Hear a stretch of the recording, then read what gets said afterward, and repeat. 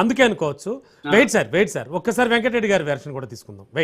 Sir Venkatareddy గారు, ఇందాక మీరు అంటే రామ్మోహన్ రావు సార్ చెప్పింది కూడా విన్నారు, and as well as Venkat గారు కూడా కొన్ని చెప్పారు. అంటే గవర్నమెంట్ నుంచి ఎందుకని జీవో నెంబర్ 97 విడుదల చేశాం, దానికి సంబంధించి అందులో ఏముంది, ఇవన్నీ కూడా చెప్తున్నారు. చెప్పండి వెంకటరెడ్డి గారు. ఇప్పుడు ఈ జీవో నెంబర్ 97 అనేది బేసిక్ గా పాలిటెక్నిక్ కాలేజీలు తీసేయాలి. పాలిటెక్నిక్ కాలేజ్ తీసేసి ఒక యంగ్ ఇండియా స్కిల్ యూనివర్సిటీ తీసుకొచ్చింది కాంగ్రెస్ ప్రభుత్వం.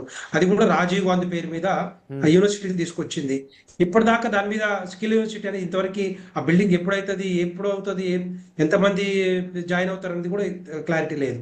సో దాంట్లో మర్చ్ చేయడానికి దీన్ని తీసుకొని పీపీ పద్ధతిలో ప్రైవేట్ పార్ట్నర్షిప్ ఇచ్చుకుంటూ ప్రైవేట్ వాళ్ళు వస్తే ప్రైవేట్ వాళ్ళు ఊరుకుంటారంటే నాకు అర్థం కావట్లేదు. ఫర్ ఎగ్జాంపుల్ ఒక మెట్రో కానీ లేకపోతే ఇంకోటి తీసుకున్నప్పుడు పీపీ పద్ధతులు ఇస్తాం.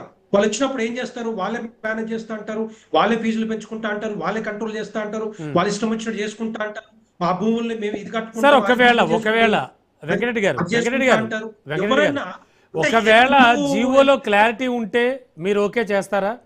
జీవోలో క్లారిటీ అమెండ్మెంట్స్ ఏమైనా చేస్తే క్లారిటీ లేకనే వీళ్ళు ఏం చేశారంటే ఇది విద్యార్థులు రోడ్డు మీదకి వచ్చి ధర్నా చేసేంత వరకు వాళ్ళకి క్లారిటీ లేకనే వాళ్ళు హై పవర్ కమిటీ అని వేశారు. హై పవర్ కమిటీ వేసిన తర్వాత దాంట్లో క్లారిటీ ఇవ్వాల్సిన బాధ్యత రాష్ట్ర ప్రభుత్వం మీద ఉంటుంది. నేనేమంటున్నంటే దీని మీద డెఫినెట్ గా ఇప్పుడు చాలా నేను ఒక చిన్న రమణ గారు ఒక కామన్ సెన్స్ తో ఆలోచిద్దాం.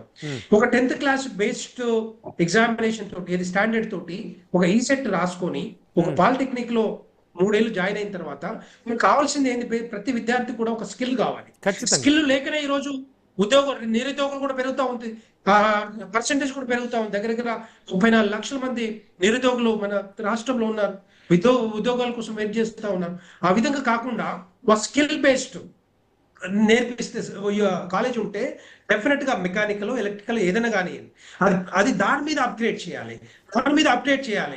మీరు ప్రొఫెసర్లకు జీతాలు ఇయ్యరు, ఉద్యోగులకు జీతాలు ఇయ్యరు, యూనివర్సిటీలకు ఫండ్స్ ఇవ్వరు. మొన్ననే రేవంత్ రెడ్డి గారు చెప్పారు 1000 కోట్లు ఉస్మాన్ యూనివర్సిటీ ఇస్తున్నారు, అది అటైపోయిన సంవత్సరం అయిపోయింది, దాని మీద మీరు పట్టించుకోరు. కనీసం మళ్ళీ అది కాకుండా ఈ రోజు పాలిటెక్నిక్ కాలేజ్ ని ఇది మార్చేస్తాం, టీపీ పద్ధతి తీసుకొస్తాం. నాకు అర్థం కావట్లేదు.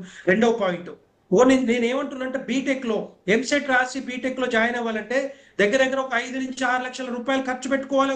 Poor students పెట్టుకోగలుగుతారా? పూర్ విద్యార్థులు అడుగు బలిగిన వర్గాల వాళ్ళు 6 లక్షల రూపాయలు ఖర్చు పెట్టుకొని ఎంసెట్ కోచింగ్ తీసుకొని రేపొద్దున సీట్ వచ్చేంత అర్హత తెచ్చుకుంటారా? ఇది ఒక లేటరల్ ఎంట్రీ అండి.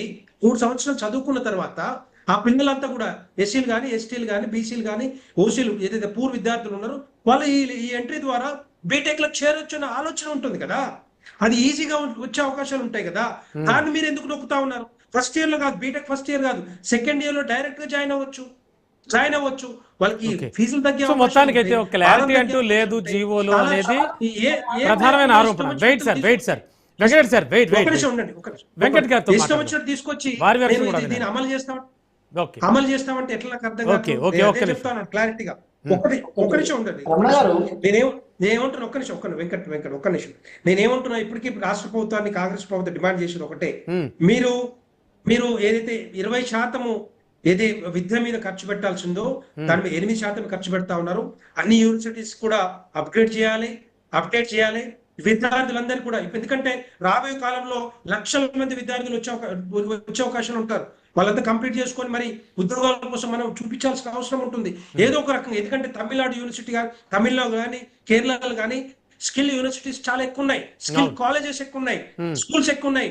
అలాంటివి ముందు నుంచి నేర్పిస్తా ఉన్నారు. మన తెలంగాణలో అది లేదు. ఎందుకంటే ఇదే తెలంగాణ నుంచి లక్షల మంది లేబరు మిడిల్ ఈస్ట్ లో పనిచేస్తా ఉన్నారు. వాళ్ళందరూ ఎవరి కింద పనిచేస్తారు తెలుసా? తమిళనాడు ప్రజల కిందనో లేకపోతే కేరళ వాళ్ళు మేనేజర్లు ఉంటారు, మన వాళ్ళంతా లేబర్ గా పనిచేస్తారు. ఇది కన్స్ట్రక్షన్ వర్కర్స్ గా. మనం ఒకవేళ నిజంగానే నేర్పిస్తే ఐటీఎస్ కానీ పాలిటెక్నిక్ కాలేజెస్ ని స్ట్రెంథన్ చేస్తే, స్కిల్ నేర్పిస్తే డెఫినెట్ గా మనోళ్ళు కూడా మంచి పొజిషన్ లో ఉంటారు, మంచి జీతం మనోళ్ళు కూడా బాగుపడతారు కదా. గురించి ఎందుకు ఆలోచించారు? రెండో పాయింట్ స్కాలర్షిప్స్ కూడా.